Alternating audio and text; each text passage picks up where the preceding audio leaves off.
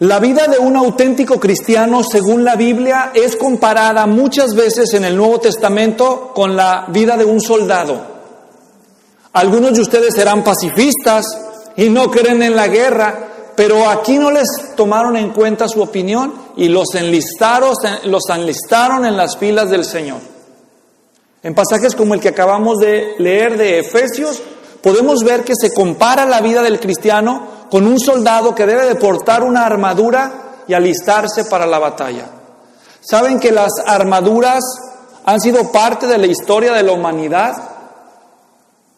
La palabra armadura viene del vocablo latín armatura y tiene que ver con las armas. Con las armas. Hay registros desde al menos 1500 años antes de Cristo que hubo culturas donde ya usaban armaduras. ¿Saben que los egipcios que persiguieron a los israelitas usaban armaduras?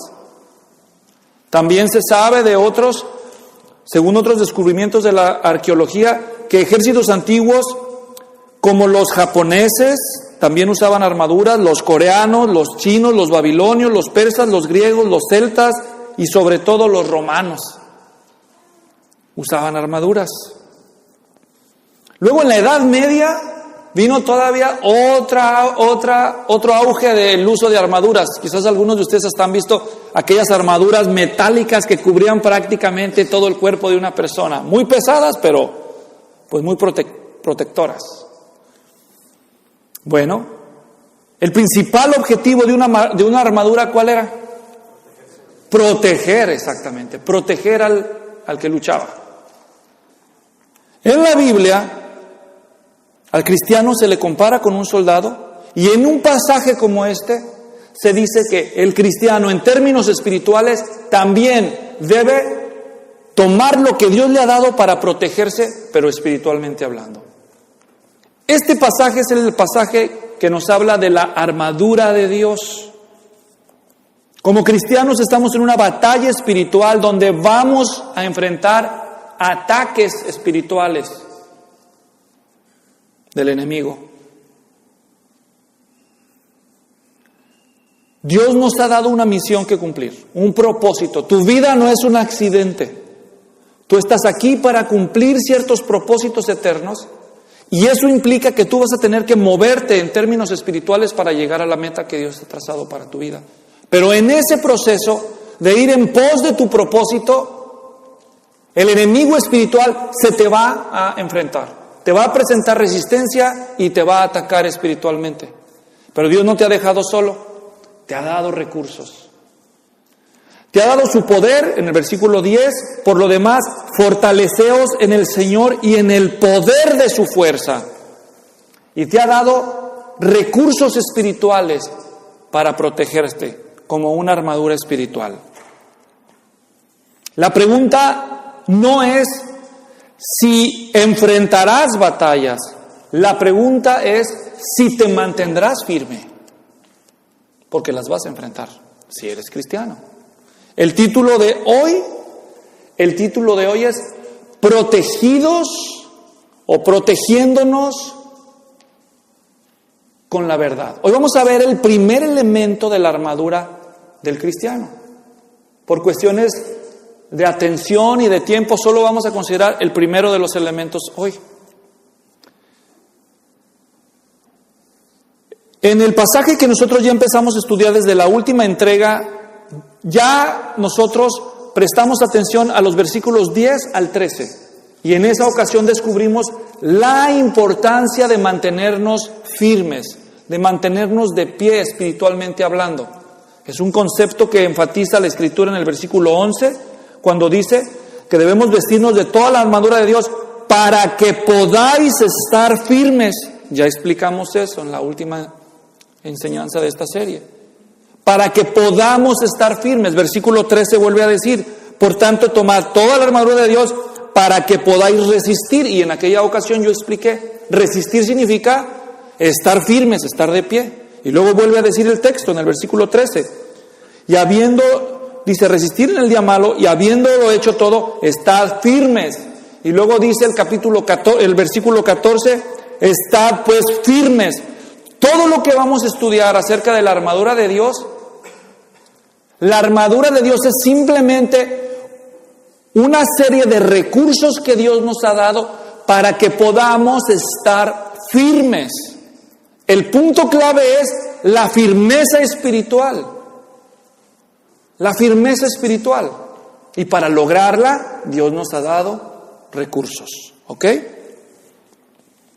Así que los recursos ilustrados por la armadura espiritual, el cristiano los debe de tomar y portar para mantenerse firme, mantenerse de pie. Ya hemos estado estudiando la carta de Pablo a los Efesios. En ella nosotros sabemos que el tema principal es que Cristo es todo lo que necesitamos para vivir como cristianos. Los primeros 3 capítulos nos hablan de las realidades espirituales para aquellos que están en Cristo. Y los capítulos 4 al 6 nos hablan de las responsabilidades espirituales que deben de observar aquellos que están en Cristo. Realidades, responsabilidades. Las responsabilidades cristianas son en 8 esferas. 8 grupos de mandatos se dan en los capítulos 4 al 6 para recordarle a los cristianos cuál es su responsabilidad. Y el grupo 8 de responsabilidades espirituales tienen que ver con mantenerse firmes en la fe.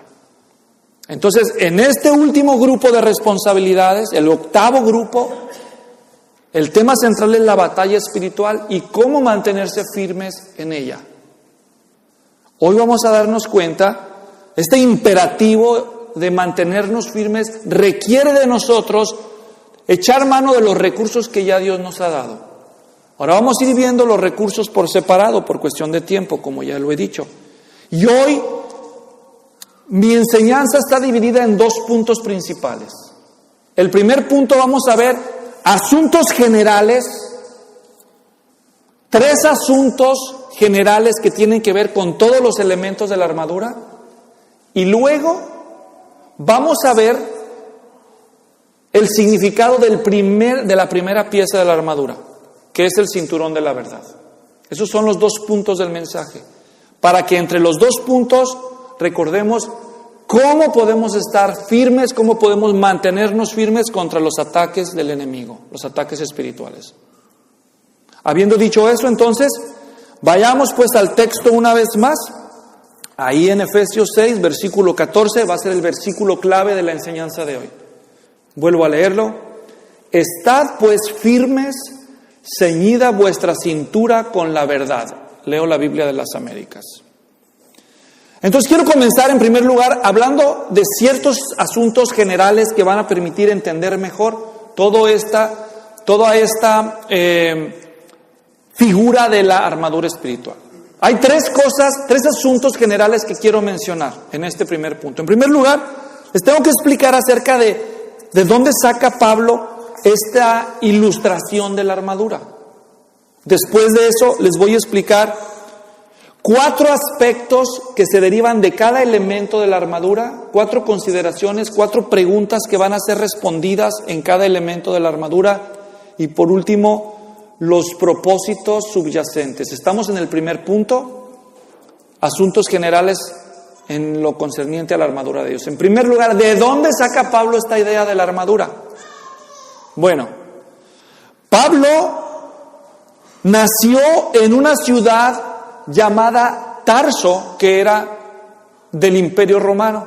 Así que él nació bajo el Imperio Romano y Pablo toda su vida creció viendo soldados. Creció viendo soldados romanos. Después de que el Señor Jesucristo lo llama a predicar, Pablo comienza a ser misionero y en sus viajes misioneros él veía soldados romanos por todos lados donde iba. Pero por andar predicando el Evangelio, varias veces él fue arrestado por los soldados. Cuando Pablo escribe esta carta, él está en Roma, preso. Capítulo 3, versículo 1, leo. Por esta causa yo, Pablo, prisionero de Cristo por amor de ustedes, los gentiles. Pablo está preso en Roma por 2 años. arresto en Roma, encadenado, ¿a quién creen? A un soldado. Día y noche Pablo viendo los soldados, evangelizando soldados. Esos soldados no se podían escapar, ¿verdad? De hecho, en Filipenses ya, en el capítulo 4, Pablo, en esos 2 años que estuvo en Roma, preso, escribió 4 cartas del Nuevo Testamento. Efesios, Colosenses, Filemón y Filipenses. Y en Filipenses 4 está a punto de ser liberado. Y él les escribe la carta, entre otras cosas, a los filipenses para decirles, ya voy a salir y los voy a ir a visitar. Y cuando se está despidiendo en el capítulo 4 y les manda saludos, les dice, por cierto, los de la familia de César os saludan. Y el lector que no entiende lo que significan esas palabras puede decir, de haber sido un cristiano que se llamaba César. No, lo que Pablo está diciendo ahí, los de la casa de César, César era el emperador. Lo que Pablo estaba diciendo es, los 2 años que llevo aquí encerrados, no los malgasté. Como me encadenaron a un soldado, pues cada soldado que le encadenaron a Pablo, ¿se imaginan cómo le fue? Lo bañó con el mensaje del Evangelio y la Escritura, ¿me entienden? Y muchos de ellos se convirtieron. Esos son los de la familia de César. Así que Pablo logró ganar a muchos soldados para Cristo. En Hechos 16, el carcelero de Filipo es otro ejemplo de esos que él ganó. Así que Pablo vivía viendo armaduras. ¿Me estoy dando a entender? Seguro que él dijo, mira, andar con armadura se parece a lo que nosotros los cristianos debemos hacer en materia espiritual. Y seguramente eso influyó para que él usara este ejemplo que era conocido de todos los cristianos en ese tiempo. Segundo, en el Antiguo Testamento, varias veces en los profetas hubo versículos que describían ya sea al Mesías o a los creyentes en relación con aspectos de su vida espiritual relacionados con armadura. Un ejemplo está en Isaías 57, leo para ustedes, Isaías 59, 17. Dice, se puso la justicia como coraza y el yelmo de salvación, yelmo es casco. En su cabeza, como vestidura, se puso ropas de venganza y se envolvió de celo como de un manto. Ya en el Antiguo Testamento hubo alusiones a la armadura para ilustrar verdades espirituales. Y parece que Pablo también tiene eso en mente. Y como en el corazón de Pablo está siempre el cumplimiento de la Escritura, él sabe combinar de manera maestra el ejemplo visual de las armaduras que los cristianos veían todo el tiempo con profecías del Antiguo Testamento para hablarle de realidades espirituales a los cristianos presentes.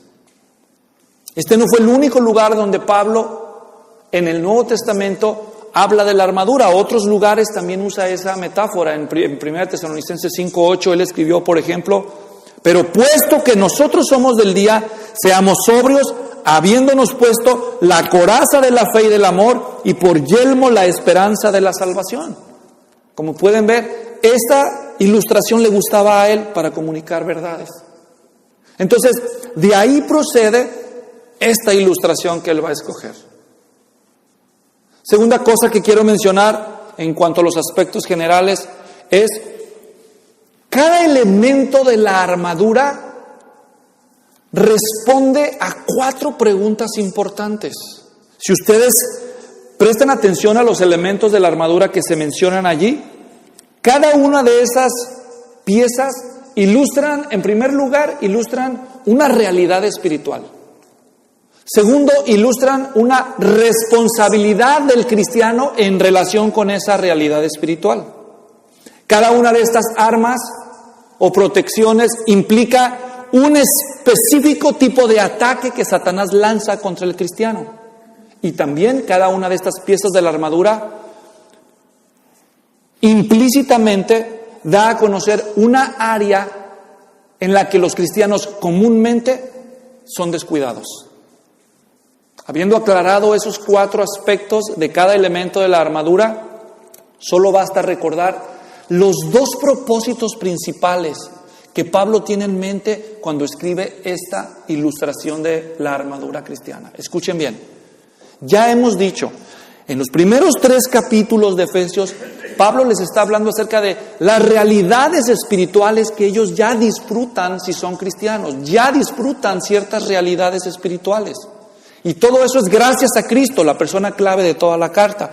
102 alusiones a la persona de Cristo en 155 versículos. O sea, Cristo es el héroe de toda esta historia. Cristo es el personaje central de Efesios. Y los cristianos gozan de ciertas bendiciones o realidades espirituales gracias a estar en Cristo. Pero estas realidades implican responsabilidades. Responsabilidades. La palabra clave en la segunda sección de Efesios, ¿cuál es? Lo he dicho muchas veces en esta serie. La palabra clave es andar.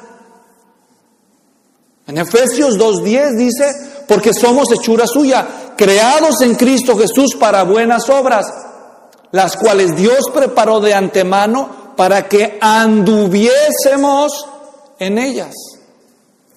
La palabra clave es andar. Para andar, ¿qué necesitas? ¿Estar parado o estar acostado?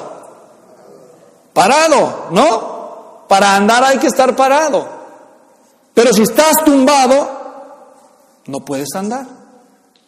¿Me están siguiendo? Él vuelve a insistir en el capítulo 4, versículo 1, dice, yo pues, prisionero del Señor, os ruego que andéis como es digno de la vocación con que habéis sido llamados. Dios nos llamó y Él espera que nosotros andemos de una manera digna del llamamiento que Él nos ha hecho. Andar, capítulo 4, versículo 17. Esto digo pues y afirmo juntamente con el Señor, que ya no andéis como andan también los gentiles en la vanidad de su mente. Capítulo 5, versículo 2. Y andad en amor. Capítulo 5, versículo 8. Porque antes eras tinieblas, pero ahora soy luz en el Señor. Andad como hijos de luz. Capítulo 5, versículo 15. Por tanto, tened cuidado cómo andáis, no como insensatos, sino como sabios. ¿Cuál es la palabra clave? ¿Cuál es la palabra clave? Andar. La figura de caminar. ¿Me están siguiendo? Ahora la pregunta es, ok, andar, caminar.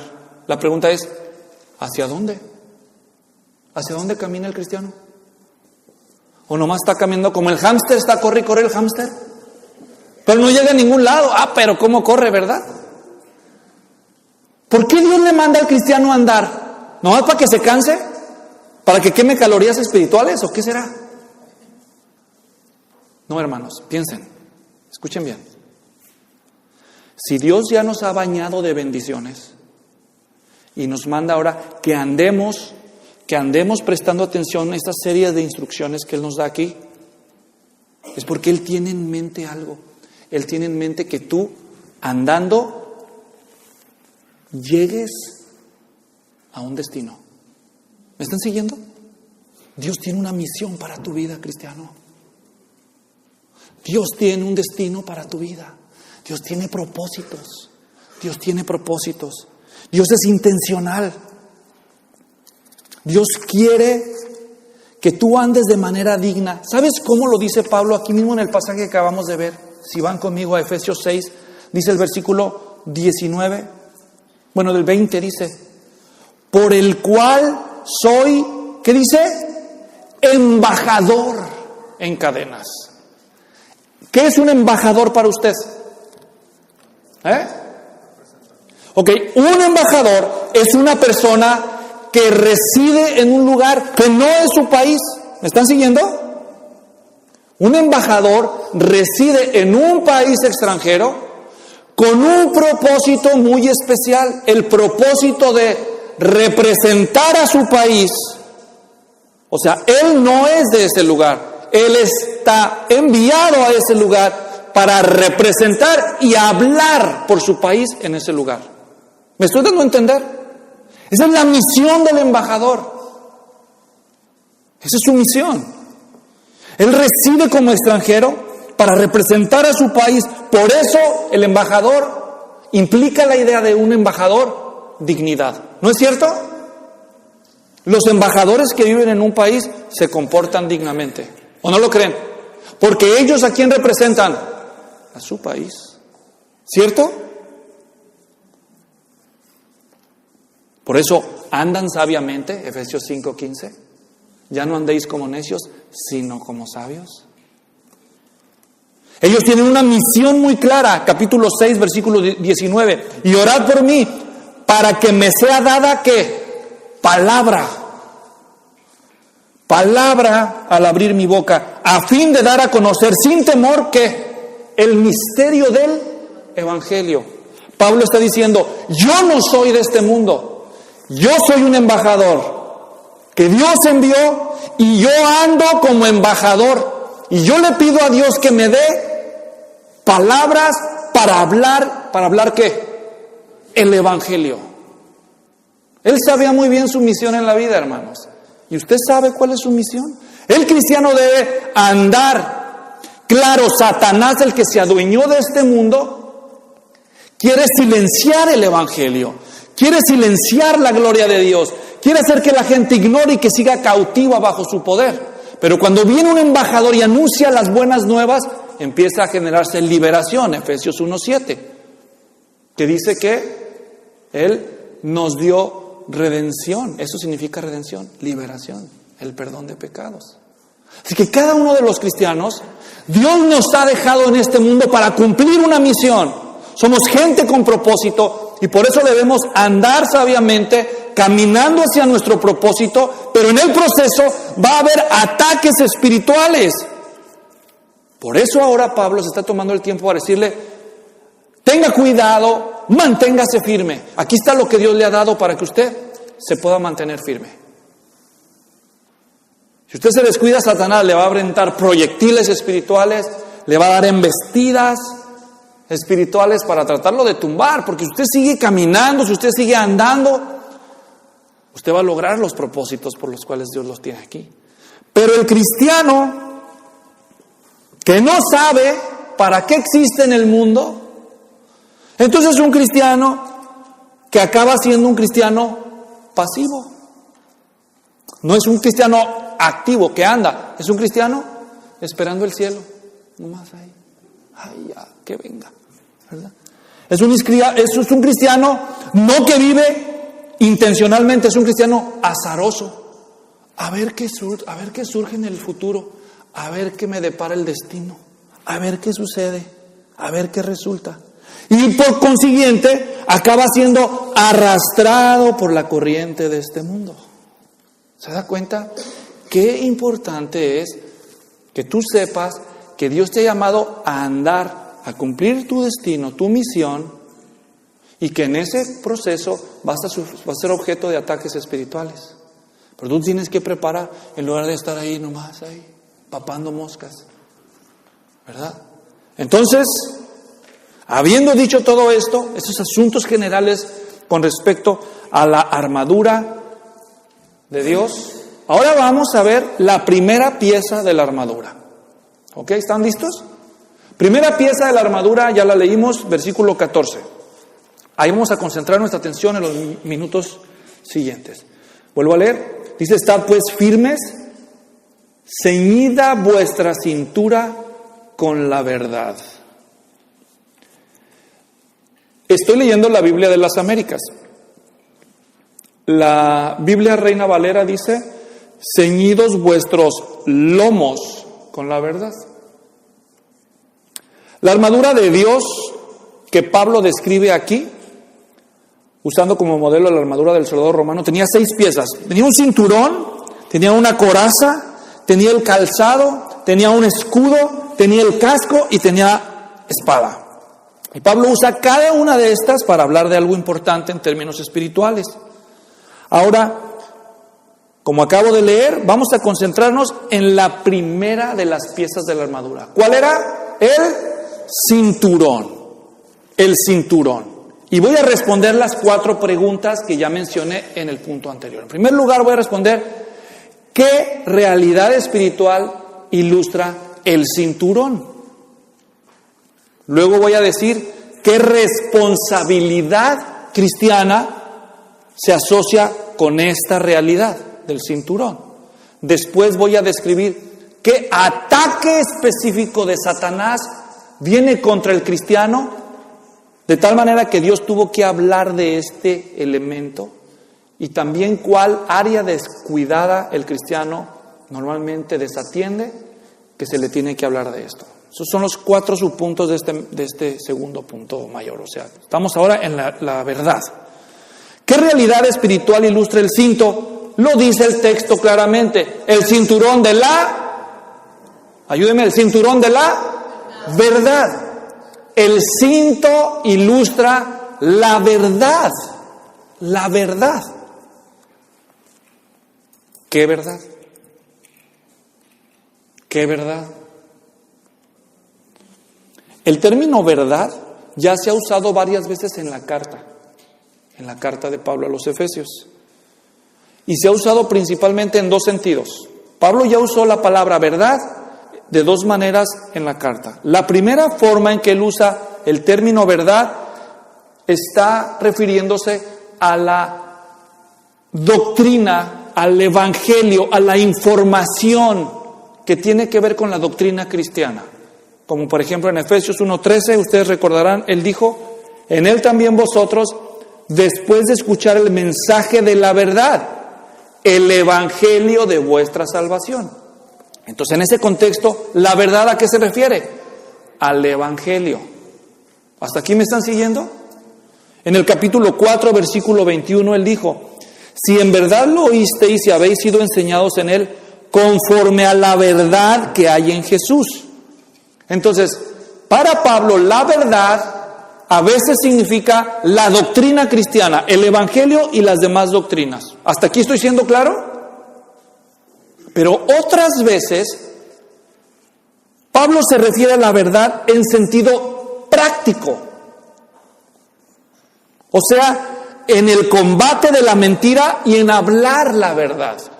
Como ya les dijo él en el capítulo 4, versículo 15. Ustedes pueden darle la vuelta a la página atrás y verán cómo él les dijo en 4:15. Sino que hablando la verdad en amor, crezcamos en todos los aspectos en aquel que es la cabeza, es decir, a Cristo. Aquí cuando él está diciendo hablad la verdad, no se refiere a recitar la doctrina cristiana. ¿A qué se refiere? Pues a no decir mentiras. ¿Estoy siendo claro? Hablar verazmente. O en el 4:25, por tanto, dejando a un lado la falsedad, o Reina Valera dice, la mentira, ¿sí? Quiere decir que entre los efesios había algunos que eran, ¿qué? Mentirosos. ¿Habrá cristianos mentirosos? ¿Usted qué opina, hermano Pinocho? ¿Verdad? Sí, hay cristianos que luchan con la mentira, ¿no? ¿Sí? Entonces la verdad práctica es el abandono de toda falsedad y hablar lo que es verdadero. Efesios 4:25, por tanto, dejando a un lado la falsedad, hablad verdad cada cual con su prójimo, porque somos miembros los unos de los otros. Efesios 5:8 y 9, ya dijo Pablo, porque antes eras tinieblas, pero ahora sois luz en el Señor. Andad como hijos de luz, 9, porque el fruto de la luz consiste en toda bondad, justicia y verdad. Si de veras somos cristianos, entonces, le está diciendo Pablo, ya lo dijo en el 4:15, 4:25, 5:8 y 9, le está diciendo, dejen las mentiras ya, anden con verdad. Pero lo nuevo que nos está diciendo ahora, en Efesios 6:14 es esto. Ustedes deben de ser personas de verdad para poder mantenerse firmes.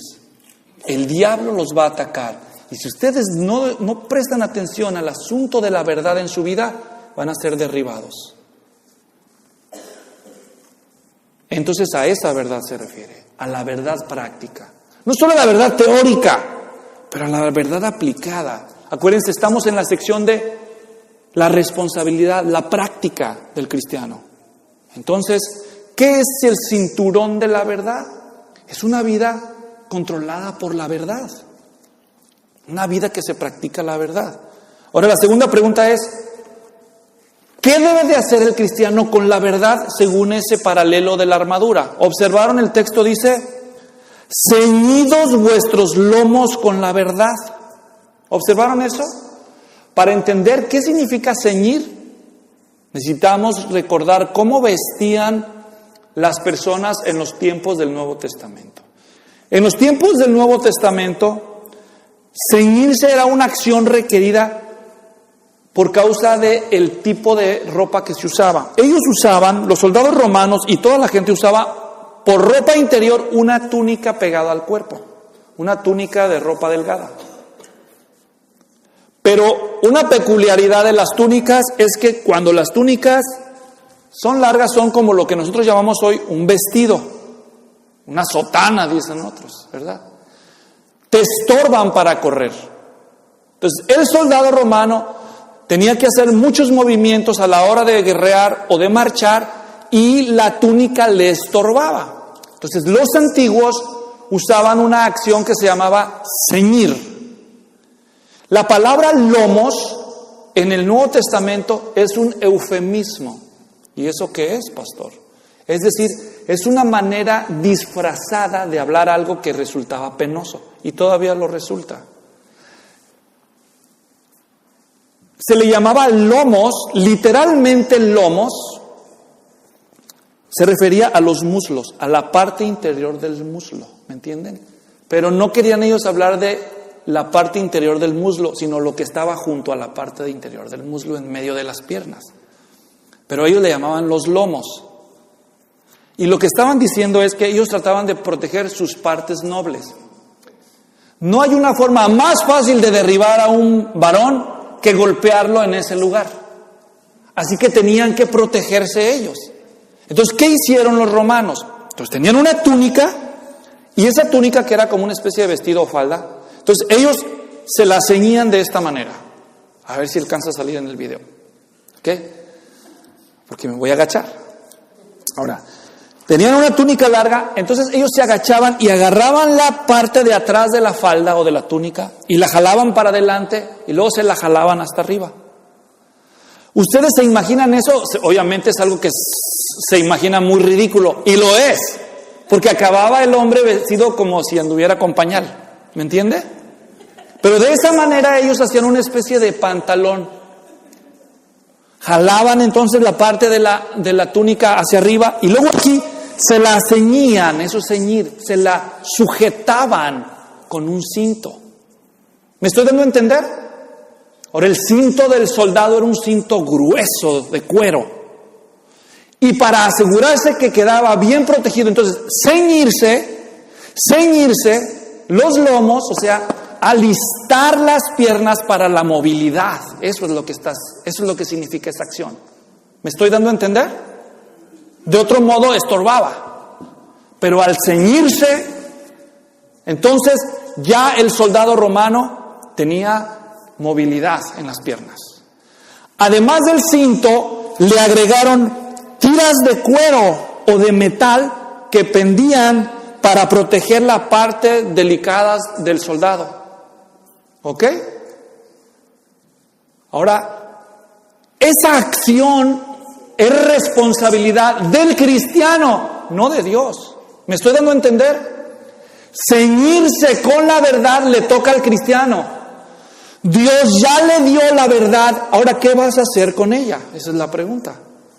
En la Biblia se usa la figura de ceñirse los lomos varias veces para comunicarnos una misma responsabilidad. Escuchen unos ejemplos. Isaías 11:5, hablando del Mesías. La justicia será ceñidor de sus lomos y la fidelidad ceñidor de su cintura. Hablaba del Mesías. Lucas, dice el Señor Jesús en Lucas 12:35, estén ceñidos vuestros lomos y vuestras lámparas encendidas. La Biblia de las Américas traduce, estén preparados. Eso es lo que significa ceñirse. Es estar listo y preparado para la acción. También dice Primera de Pedro 1:13, por tanto, ceñid vuestro entendimiento, dice la Biblia de las Américas, o como mejor traduce Reina Valera en esta ocasión, Primera de Pedro 1:13, ceñid los lomos, pero del entendimiento, dice Pedro. Cíñanse los lomos, pero no estos lomos, sino los lomos del entendimiento. Todos estos versículos nos están enseñando una misma cosa: prepárate. Despierta y prepárate. Tú no te puedes esperar a que te sorprenda el diablo para empezarte a preparar. Tú tienes que prepararte antes. Tienes que alistarte para la acción, para tener movilidad, para poder actuar con rapidez. Porque si no, no te va a dar tiempo. ¿Se imaginan el soldado descuidado? ¿Se deja venir un enemigo? ¿Qué va a hacer? Pues tropezar nada más, porque no está ceñido, porque no está preparado. Un soldado descubierto de esta parte del cuerpo, facilito de derribar. Facilito de derribar. Una patada en medio de las piernas y ahí quedó. Podrá ser muy fuerte, pero esa área descubierta, fácil de derribar. Entonces, todo eso para decirnos una cosa: que el cristiano, para mantenerse firme espiritualmente, andando al cumplimiento de su misión, debe ceñirse con la verdad. Ceñirse. ¿Cómo podrás usar la verdad contra el enemigo siendo tú un mentiroso? ¿Cómo? ¿Cómo le vas a hacer? Esto nos mueve a la tercera pregunta. ¿Qué nos enseña esto del diablo, cristianos? ¿Qué nos enseña el hecho de que Dios nos diga: hey, cuidado con los ataques del diablo, manténganse firmes para que lo logren? Para empezar, el cinturón de la verdad. Pónganselo bien firme, listos con la verdad. ¿Qué nos habla esto del enemigo? ¿Qué nos enseña del diablo? Esto nos enseña del diablo que una de sus armas o de sus ataques favoritos contra nosotros, es más, no digo favoritos, el primero de todos los ataques del diablo siempre es la mentira. ¿Se acuerdan Génesis 3? Adán y Eva acaban de hacer acto de aparición en la historia. No hay más nadie, solo ellos en el jardín que Dios les dio para administrar. Y en eso aparece la serpiente antigua, el diablo, Satanás. ¿Recuerdan? Vayan a Génesis rápidamente, Génesis 3, para que recuerden cómo ataca el diablo. Génesis 3. Observen en el versículo 1, en Génesis 3, 1. Leo, del 1 al 5. Y la serpiente era más astuta que cualquiera de los animales del campo que el Señor Dios había hecho. Y dijo a la mujer: ¿con que Dios os ha dicho, no comeréis de ningún árbol del huerto? ¿Qué es eso? Es una pregunta, una inocente preguntita. Fíjense cómo actúa el maestro de la mentira. ¿Cómo maneja él la mentira? De muchas maneras. Vamos a encontrar algunas formas en que él, con maestría, maneja la mentira para atacar al cristiano. Número 1, cuestionando de manera maliciosa. ¿Observaron? Cuestionando. ¿Con que Dios os ha dicho, no comeréis de ningún árbol del huerto? La mujer respondió a la serpiente: del fruto de los árboles del huerto podemos comer, pero del fruto del árbol que está en medio del huerto ha dicho Dios, no comeréis de él ni le tocaréis para que no muráis. Si ustedes prestaron atención a lo que dijo la serpiente, que ellos no podían comer de ningún árbol del huerto. ¿Saben ustedes cuántos árboles había en el huerto del Edén? ¿Saben cuántos? 1, 2, 10. ¿Cuántos quieren? ¿Cuántos se les ocurren? No sabemos. Lo que sí sabemos es muchos. ¿Estamos de acuerdo? Fíjense cómo Satanás no solo cuestiona, sino que exagera. Con que Dios ha dicho, ninguno. Nunca te dan permiso. Nunca te diviertes. Híjole, pobrecito. Pues ¿a qué iglesia vas? ¿Se fijan? La exageración, el cuestionamiento aparentemente inocente, la exageración. Luego dice el versículo 4, y la serpiente dijo a la mujer, ciertamente no moriréis. La contradicción también es una forma en que Satanás miente. Dice, no es cierto, no es cierto. No, es que el adulterio es malo. No es cierto, es bien rico. No, es que robármelo. No es tan malo. Tú eres de los que... ¿Cómo ven, muchachos? Tú todavía de los que creen en la virginidad, la fidelidad, en la honradez. No, nosotros te vamos a enseñar cómo se disfruta la vida. La contradicción. No. Y el diablo dice, mira, yo también lo desobedecí, no me ha pasado nada, aquí ando yo, sirviendo a la gente, como tú. La contradicción. Y luego dice, y la serpiente dijo a la mujer, ciertamente no moriréis, pues Dios sabe que el día que de él comáis, serán abiertos vuestros ojos, y seréis como Dios, conociendo el bien y el mal. O sea, ¿qué está haciendo el diablo además de todo eso? Está engañando astutamente, ¿no? Vas a ser como Dios. Vas a ser como Dios. Ándale, tómate una. No, yo no tomo. Ay, una no es ninguna. Ándale. Además, dos son como una. Y una no es ninguna. Tráele, compas. Es más, yo no le digo a tu pastor. Ándale. ¿Me entiendes? Y el engaño, la seducción, ¿verdad? Usted se merece una casa como esta, señor. ¿Cómo es posible que todavía esté pagando renta? Firme aquí. No, pero déjeme checarlo. No, ándele, usted confíe. Aquí mire, tan honrado yo. Si el diablo es experto en el engaño, nos lo presenta como algo bueno. En 2 Corintios 11:2 dice la Escritura, pero temo que así como la serpiente con su astucia engañó a Eva, vuestras mentes sean desviadas de la sencillez y pureza de la devoción a Cristo. Escuche, Pablo decía, yo quiero que las vidas de ustedes tengan consagración a Cristo, pero así como la serpiente engañó a Eva, me temo que él con su astucia va a ser capaz de distraerlos. El diablo no te va a pedir que te conviertas en un satanista. Él solamente necesita que tú dejes de poner tu atención en Cristo. Si ya no te puedo llevar una misa negra, está bien, ve a la iglesia el domingo. ¿Cuál es el problema? Nada más no te fanatices.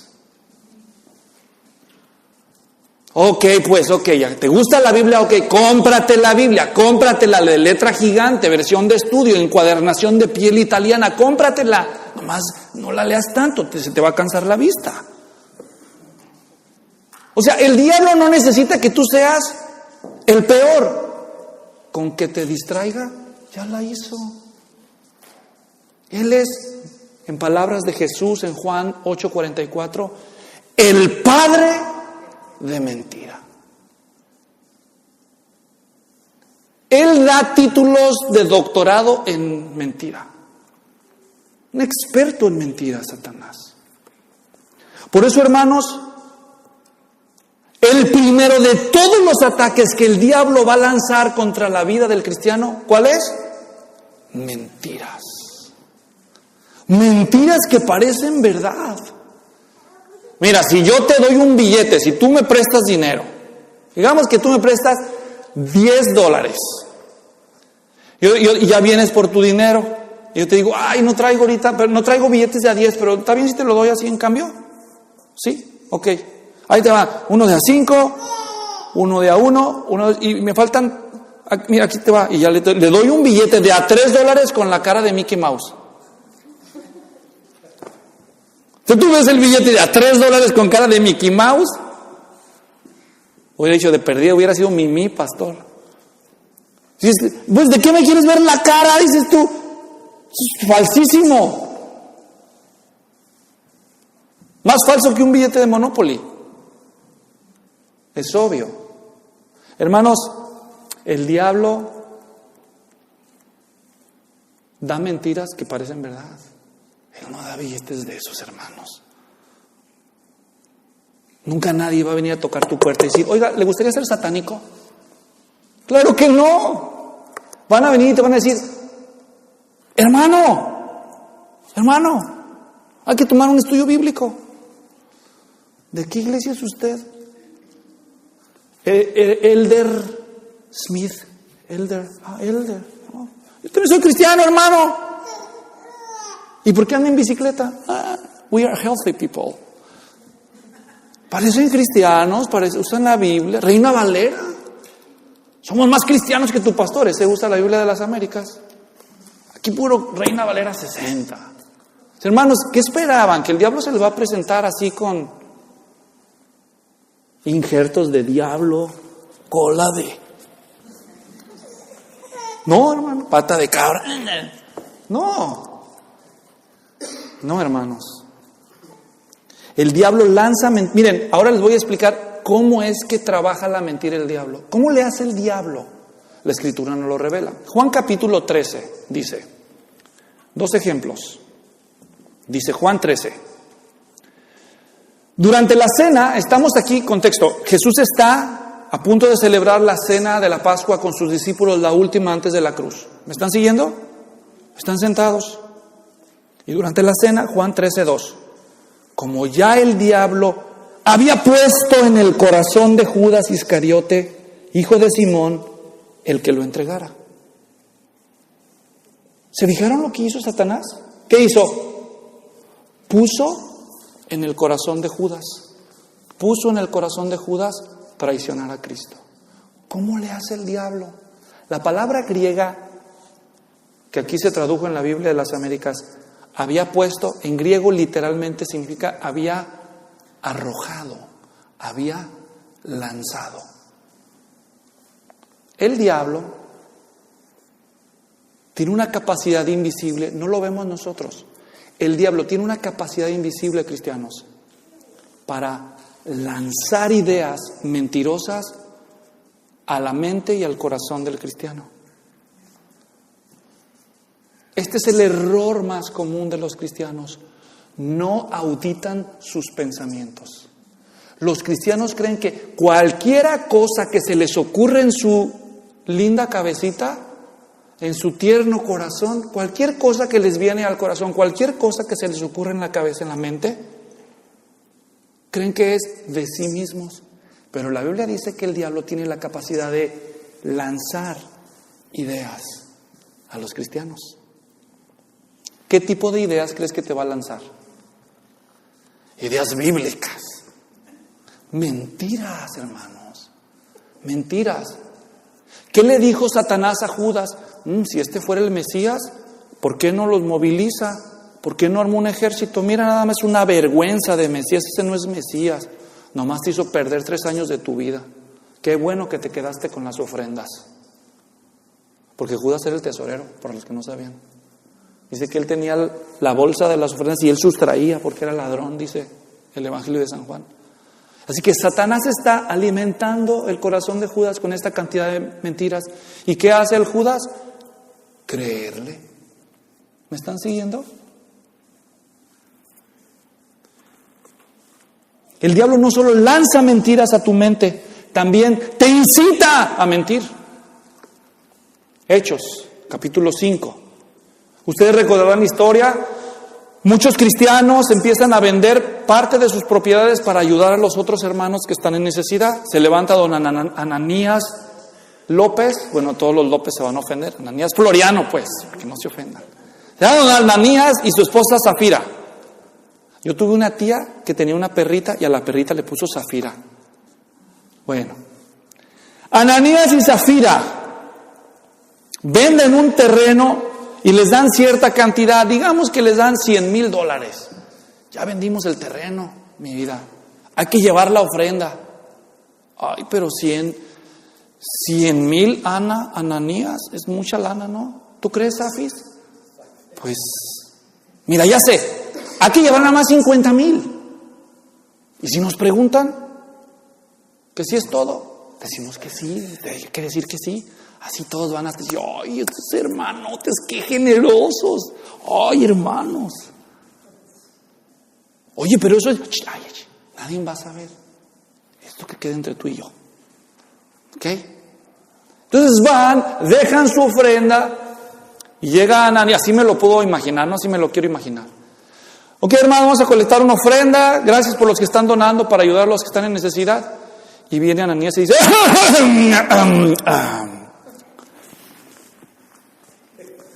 uf, qué calor. Aquí está todo lo que me dieron por la boca. Todo. Ay, hermano, miren nada más cuánto está entregado. Ay, hermano. Híjole, no, me viene espíritu. Miren nomás, yo nunca había visto una ofrendota así. Y él, ay, híjole. Ay, nomás, hermano. Ay, humildemente. Así de buenos son. Pues, gloria a Dios, gloria a Dios. Y Pedro está viendo todo eso. Y el Espíritu Santo le dice, este es un mentiroso. Ellos creen que nadie se da cuenta. Y dice la Escritura en Hechos 5:3, mas Pedro dijo, Ananías, ¿por qué ha llenado Satanás tu corazón para mentir al Espíritu Santo? ¿Tú crees que me mientes a mí? ¿Tú crees que le mientes a la iglesia? Le mientes a Dios. Pero Dios no le vas a mentir. Ahora, lo que Pedro dice es que esta idea no vino de su esposa. ¿De quién vino? De Satanás, hermanos. Cuando a ti se te ocurra mentir, porque eres muy listo, dices, oh, híjole, nadie se va a enterar. Nadie se va a enterar. Ten cuidado. Alguien te aconseja. Alguien te aconseja. Alguien te aconseja. Y no es Dios. El diablo no solo lanza ideas mentirosas, sino incitaciones para que mientas. Algunos de ustedes, fíjense, yo no sé, yo no los conozco bien, pero algunos de ustedes siguen siendo unos mentirosos de puro gusto. Algunos de ustedes dicen mentiras nada más de costumbre. Tengan cuidado, hermanos. ¿Cómo pretenden que van a cumplir su misión en Cristo, su destino en Cristo? Y este primer asunto, dicen, ay, pero es una mentirilla, una exageración. Tenga cuidado, tenga cuidado. Así trabaja Satanás. La mentira no es cualquier cosa. ¿Qué tipo de descuido? ¿Qué descuido típico el cristiano debe atender a la luz de esta verdad que está diciendo? ¿Por qué Dios a través de la pluma de Pablo dice, cíñanse el cinturón de la verdad? No solo porque Satanás los va a incitar a la mentira y a creer en mentiras, sino los cristianos, al ignorar la forma en que Satanás los ataca en relación con la verdad, cometen dos descuidos comunes. Primero, no monitorean la veracidad de los pensamientos que vienen a su mente. Debe usted aprender a no creer lo que se le ocurra. Cuestione lo que se le ocurre. Ya le viene una idea a la mente diciendo, este desdichado ya no volvió a llegar a la hora, ya me imagino con quién andará. Ok, me va a conocer. Oye, espérate tantito, razona. Evalúa la idea que se te acaba de ocurrir. ¿En realidad lo que se te ocurre es cierto? Pero algunos de ustedes, como no saben cómo trabaja el diablo, no filtran los pensamientos. Ustedes son presa fácil de cualquier idea, ocurrencia que se les viene a la cabeza. Y no, espérame tantito. No, el pastor tiene algo contra mí, pastor, y no me saludó. El día que me toca refrigerio, ese sí así me saludan, pero como hoy no me tocó, ya los estoy conociendo. Hermanos, por favor, agarren cualquier idea. Usted tiene un poder, Dios le dio algo que se llama voluntad. Y este es el peligro más descuidado de todos los cristianos. No hay discernimiento.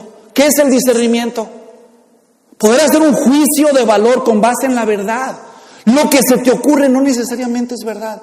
Tienes que aprender a usar tu voluntad, el discernimiento que Dios te dé para evaluar lo que se te ocurre. Esa idea que de pronto viene y te dice, nunca vas a vencer este pecado, nunca, siempre te va a vencer a ti. Tú no puedes con ese pecado. Y algunos de ustedes ya se rindieron ante ese engaño. Nunca va a cambiar, ya resígnate.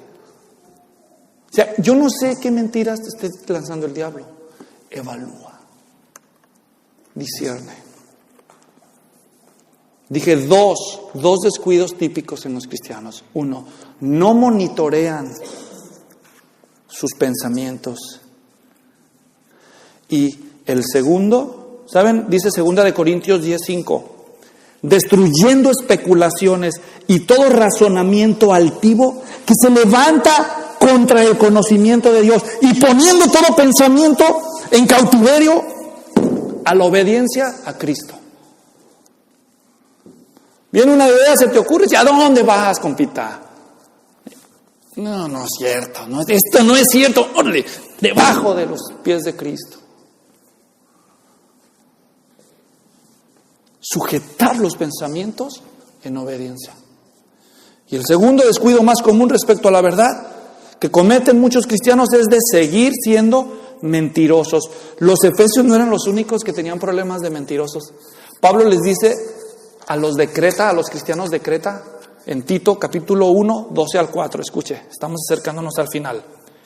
Dice Pablo, uno de ellos, de los habitantes de Creta, su propio profeta dijo, los cretenses son siempre mentirosos, malas bestias, glotones, ociosos. Ay, imagínense, una iglesia allí. Hermano Judas, pásele por favor. ¿Qué quiere hermano Ananías? O sea, puros mentirosos los cretenses, así pero de tradición. Este testimonio es verdadero, por eso repréndelo severamente para que sean sanos en la fe, no prestando atención a mitos. ¿Qué es un mito, hermanos? Una fantasía, un cuento. Que no presten atención a mitos judaicos y a mandamientos de hombres que se apartan de la verdad. Es muy difícil que tú avances en tu vida cristiana hacia el propósito que Dios te ha dado de comunicar eficazmente la palabra de verdad. La palabra de verdad, el evangelio de vuestra salvación. Dice Pablo, oren por mí para que yo sepa cómo debo de hablar la palabra de verdad, el evangelio de la salvación. Ustedes también, su propósito es hablar la palabra de verdad, pero eres un mentiroso. ¿Cómo le haces? Oiga, doña Gertrudis, quiero hablarle a usted de la verdad. ¿La verdad tú, Pinocho? No, yo te conozco. ¿Cómo vas a cumplir? ¿Cómo vas a andar? Si todavía eres tan condescendiente con las mentirillas. ¿Por qué viene tarde? Es que... ¿Se fijan qué fácil es mentir? Pues porque me dormí, me quedé dormido. Pues ¿por qué? Porque no presté atención. Hermano, deje de ser condescendiente con la mentira, con la hipocresía, con la exageración, con el chisme, la calumnia, las mentiras piadosas por conveniencia. Propóngase a hablar solo la verdad. Y si no quiere decir la verdad, entonces guarde silencio, pero no diga mentiras. Bueno, ¿quiere estar firme o no? ¿Has decidido ser una persona 100% veraz? ¿Cuándo lo vas a decidir? ¿Cuándo? ¿Qué te impide hacerlo? ¿Comprendes que a menos que te ciñas con el cinturón de la verdad, seguirás siendo derribado espiritualmente por el enemigo? Conclusión. A modo de repaso, hoy hemos vuelto a recordar la importancia de andar, de estar de pie espiritualmente hablando, firmes contra los ataques del diablo. Para eso Dios nos ha dado la armadura. En primer lugar, nos ha dado la verdad. Este es mi reto para usted el día de hoy. Decida hoy vivir para cumplir su propósito en Cristo. Deje de ser un cristiano a la deriva. Ahí va viviendo el momento, para donde me lleve el viento. Ya estuvo de eso, hermanos. Dios los salvó no para que sus vidas estén a la deriva. Los salvó para que cumplan su misión. Deje de decir que no puede. Usted puede cambiar. Y especialmente usted puede dejar la mentira de una vez y para siempre. Yo quiero retarle que hoy sea totalmente radical en esta área. Comience a auditar cada pensamiento negativo que viene a su mente. Y si es mentiroso, deséchelo. Y de una vez por todas, saque las mentiras de sus labios, de su corazón. Ya. Si Satanás es el padre de mentira y tú eres hijo de Dios, ¿cuándo te liberas de ese apellido? El próximo estudio aprenderemos de otras piezas de la armadura espiritual. Este es mi recordatorio para usted esta semana. Cada vez que se aliste usted para ir a su trabajo, para salir a llevar a sus niños a la escuela, y se esté poniendo la ropa, y cuando se ponga esta pieza, cuando se ponga esta pieza, ya se me cayó, es que lo tenía fijo ahí, a ver. Acuérdese. Oh, wow. Ahora todos están mirando mi pantalón, a ver si se me cae. Cuando se esté poniendo esta pieza, acuérdese decir, esto me recuerda la importancia de la... Hoy voy a estar ceñido con la verdad, por causa de Cristo, para tener la victoria. Oremos. Señor, amén.